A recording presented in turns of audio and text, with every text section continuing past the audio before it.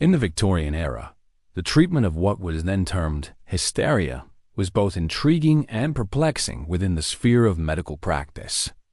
At the time, this condition was frequently diagnosed in women, marked by symptoms such as anxiety, restlessness, and fluctuating moods.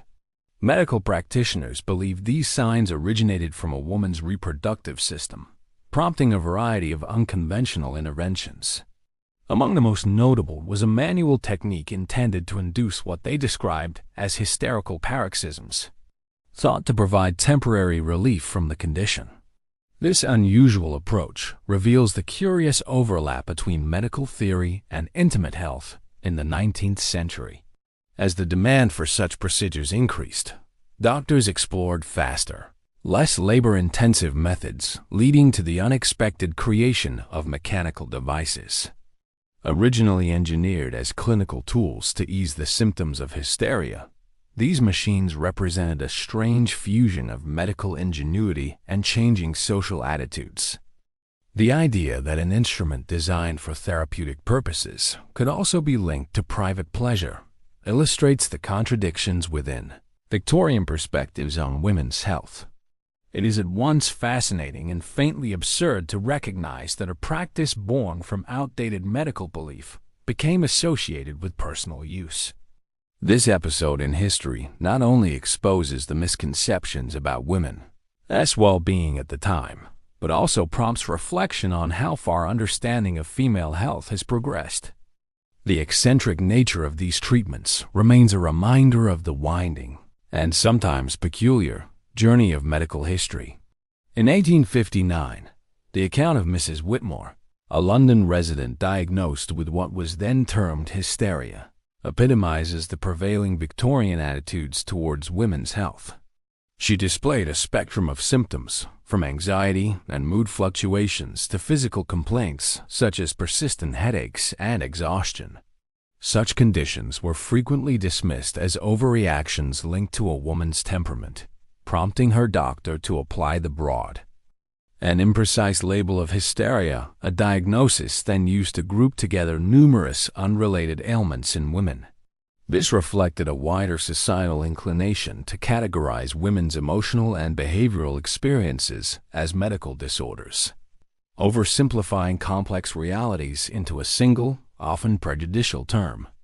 The treatment recommended for Mrs. Whitmore involved a physical therapeutic method aimed at triggering what practitioners described as a restorative release. Although presented as a legitimate medical procedure, it carried profound implications for women's personal agency and well-being. It underscored the peculiar overlap between 19th century medicine and intimate bodily intervention, with the therapy designed to relieve symptoms through a means that was both personal and intrusive.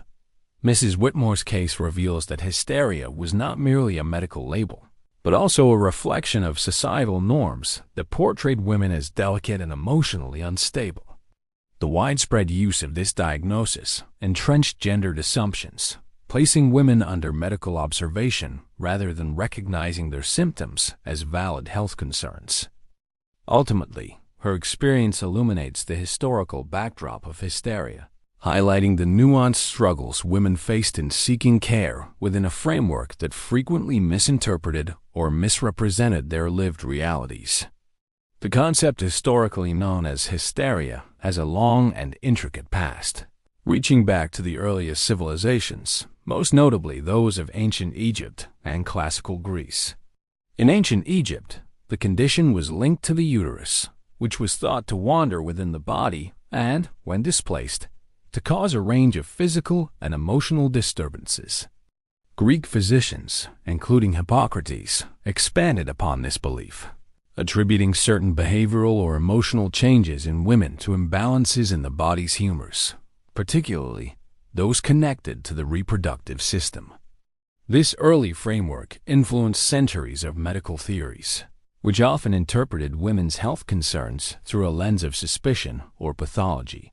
As social attitudes shifted, so too did medical thinking, frequently mirroring the cultural values of each era. In the Middle Ages, such conditions were at times associated with accusations of witchcraft, further marginalizing women whose behavior was considered unconventional. The Victorian period represented a turning point in the study of female physiology, characterized by a mixture of fascination and apprehension about the female form. Many physicians of the era regarded women as naturally delicate and emotionally sensitive, leading to frequent diagnoses of hysteria for a wide spectrum of symptoms, from nervousness to bodily discomfort.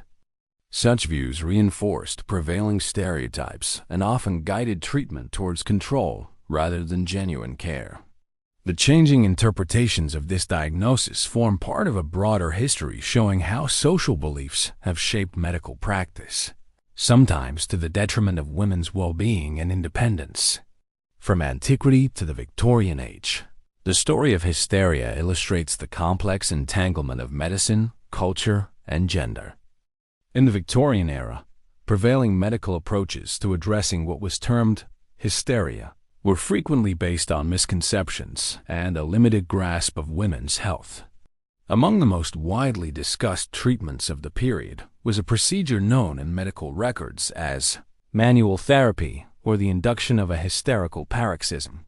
This method involved practitioners applying targeted physical stimulation to the pelvic region, with the aim of producing what was considered a beneficial release of built-up tension. Such an outcome was believed to relieve the symptoms associated with hysteria. Although presented as a medical necessity, the practice revealed entrenched misunderstandings about female well-being, oversimplifying intricate emotional and physical experiences into a purely bodily response. At the time, it was widely assumed that women were naturally more prone to emotional instability due to their reproductive biology, resulting in the medicalization of behavior that would now be regarded as normal. Influential figures such as Dr. William Acton were instrumental in shaping these medical ideas and practices. Acton, a notable physician who claimed to champion women's health, asserted that the majority of women are not capable of such feelings, a view which reflected and reinforced the era's widespread misunderstandings about female sexuality. Such opinions strengthened the medical community's tendency to overlook women's intimate health as a valid concern, deepening the social stigma that surrounded so-called hysteria. The handling of hysteria in this period not only illustrates the peculiar nature of certain Victorian medical practices, but also reflects the wider societal attitudes that informed perceptions of women's health, frequently valuing control and conformity over authentic care and empathy.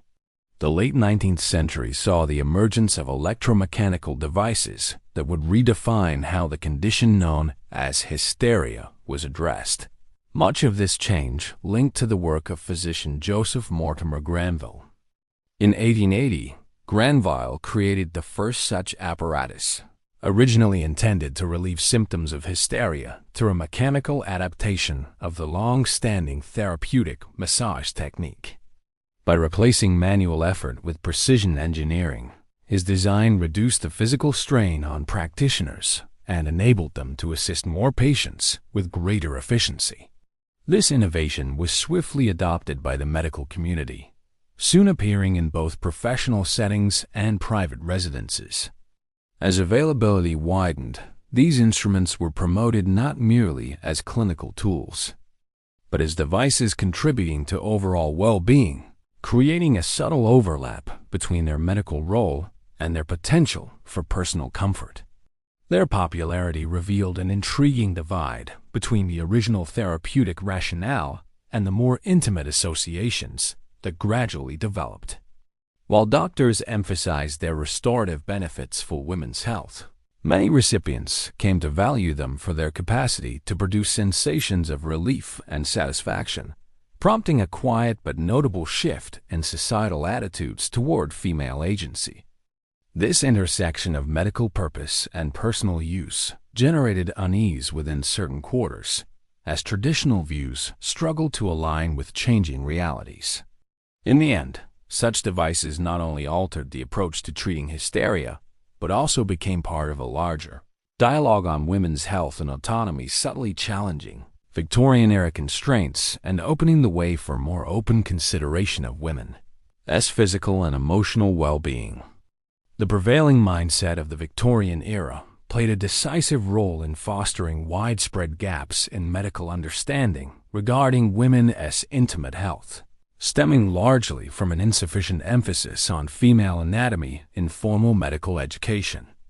Training institutions often gave precedence to the study of male physiology, leaving many future practitioners poorly equipped to grasp the intricacies of women's bodies. This absence of balanced instruction encouraged the persistence of outdated notions, which carried over into practice and were reinforced by deeply ingrained social conventions. Consequently, the label of hysteria evolved into a broad, catch-all term for an array of conditions, revealing how limited the comprehension of women's health truly was. Practitioners encountering such cases often found themselves at odds with their own training, caught between a sense of professional duty and the prevailing belief that women were inherently delicate in both mind and body.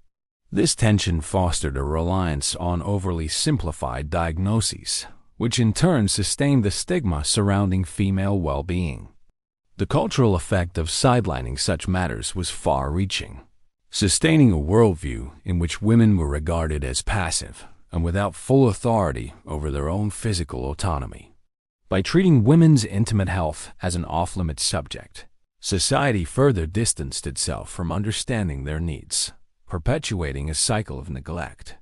This disregard affected not only individuals, but also broader cultural narratives, narrowing the scope of public discourse on women's comfort and quality of life. Ultimately, the entrenched attitudes of the era allowed misinformation to flourish, obstructing meaningful advances in care and entrenching stereotypes that would persist well into the future. The decline of hysteria as a recognized diagnosis can be traced to several interconnected developments that reshape public and medical perceptions of women's health. A particularly influential factor was the emergence of Sigmund Freud's theories in the late 19th and early 20th centuries. Freud's psychoanalytic framework redirected attention from purely physical explanations for women as emotional distress towards a more layered consideration of psychological influences. He introduced ideas such as repression and the unconscious, proposing that many symptoms historically associated with hysteria stemmed from unresolved internal conflicts rather than being solely linked to biological factors. This reorientation fostered a more holistic exploration of women's mental well-being, gradually eroding reliance on the reductive label of hysteria. Furthermore, the proliferation of early erotic publications contributed to altering societal attitudes towards female sexuality. As such material became more widely available, it began to challenge prevailing stereotypes of female passivity and delicacy, encouraging a broader recognition of women's autonomy and capacity for desire. This cultural transformation helped dismantle the social framework that had supported the hysteria diagnosis, which for decades had carried both stigma and misconception. Over time, these shifting perspectives led to the gradual removal of hysteria from medical literature. By the mid-20th century, as healthcare professionals increasingly acknowledged the diagnostic shortcomings of the term, it was replaced by more precise and respectful classifications that reflected the complexity of women's health. This evolution represented a substantial step forward in the comprehension of female psychology and sexuality, laying the foundations for more evidence-based and empathetic approaches to women's healthcare in the modern era. So that is the strange story of how a medical cure for hysteria ended up changing the conversation about women's pleasure forever. The Victorian doctors probably never imagined where it would lead. But history has a funny way of turning blush-worthy secrets into everyday life. If you want more stories that dig into the bizarre, the forgotten, and the downright unbelievable parts of history, hit that subscribe button and ring the bell. Next time, we'll uncover another medical practice so shocking you'll wonder how it was ever considered normal. Thanks for watching, and remember, the past is stranger than you think.